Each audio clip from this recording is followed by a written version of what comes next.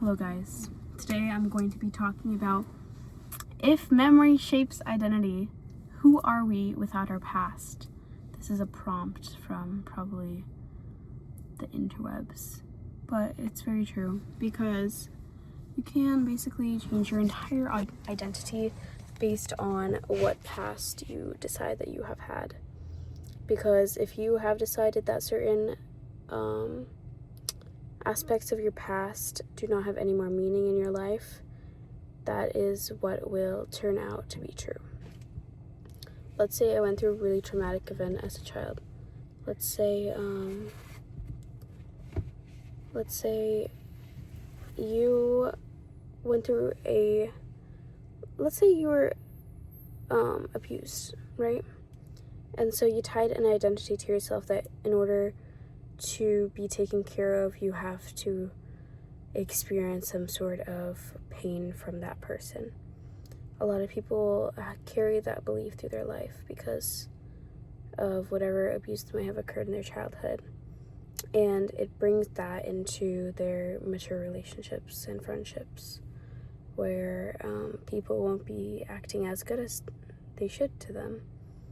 And that's because they have that belief and reminder from their childhood. They are still kind of not purposefully attached to it to harm themselves, but rather they still identify with those events and with that version of themselves that had experienced those kinds of things. And when you're that past version of yourself, you feel like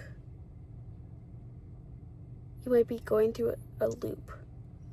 Like, if you've ever experienced similar situations more than once and then they all remind you of like those past situations, then you know what I mean. Like, I know for sure that there has been a time where I identified with a certain just like repeated pattern. There was a time where I had identified strongly with this one repeated pattern, and it would just show up in my life over and over again in different ways, consistently, one after the other. If I thought I figured one out or one had left, it showed up again in a different way. And that's because I held that identity to myself. I accepted that identity. I decided that it was mine, and I let it prevail in my life.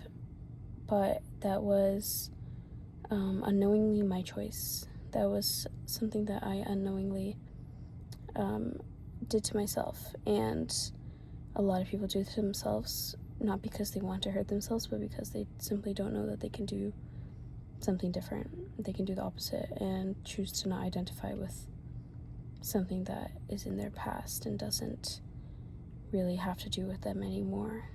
Because if you're not experiencing it in your current reality,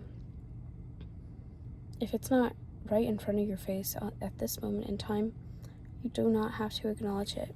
Even if it is right in your face in this moment, you still don't have to acknowledge it, because ultimately your brain has no idea what is real and what is false. Your brain is only receiving feedback from what your mind tells it. So your subconscious is only knowing what you're telling yourself, because it's not seeing it's not seeing or hearing the things around you.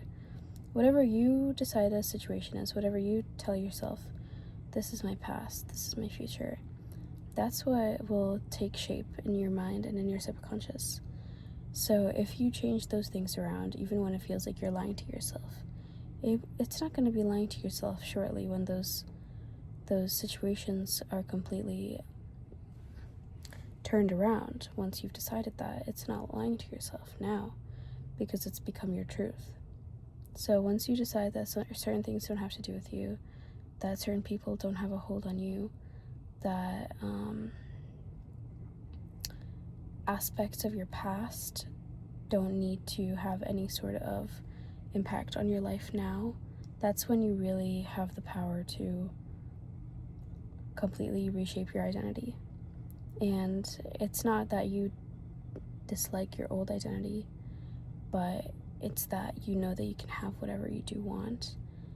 And that means that sometimes you need to let go of things from your past self and your past identity that no longer serve you, because we all carry things that no longer serve us because we've grown so close to that identity that is attached to those experiences or to those things.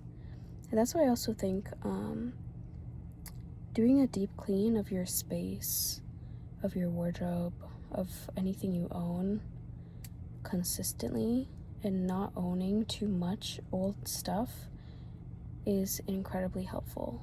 Like, I'm a person, if I could just like get rid of everything and renew it all every few months, which I know is not like very resourceful, so I don't. But if that was like if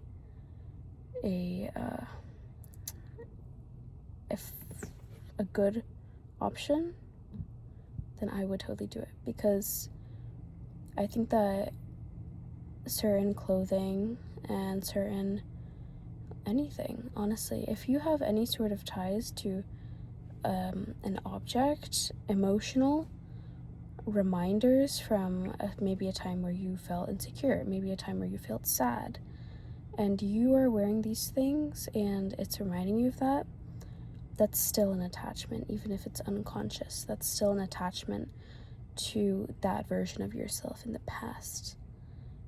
And if you ever feel an attachment to a version of yourself that you do not want to embody anymore, then you have to get rid of that thing. If it's a person in your life who you can release that is going to give you certain feelings and emotions from your past that don't serve you, then you must release that person. Obviously, if it's a family member, that's a little different, but just distance yourself as much as possible. These things are tricky in the moment, but a huge benefit in the long run when you realize that they're just weights that are unnecessary and are self-positioned, because you do have ultimate authority and you do have ultimate power in your life. So when you tell yourself that this thing is impossible or that this thing is pulling me back or weighing me down, you're giving yourself an excuse, and it's a temporary self-comfort. But those things from your past, they are not your identifiers anymore.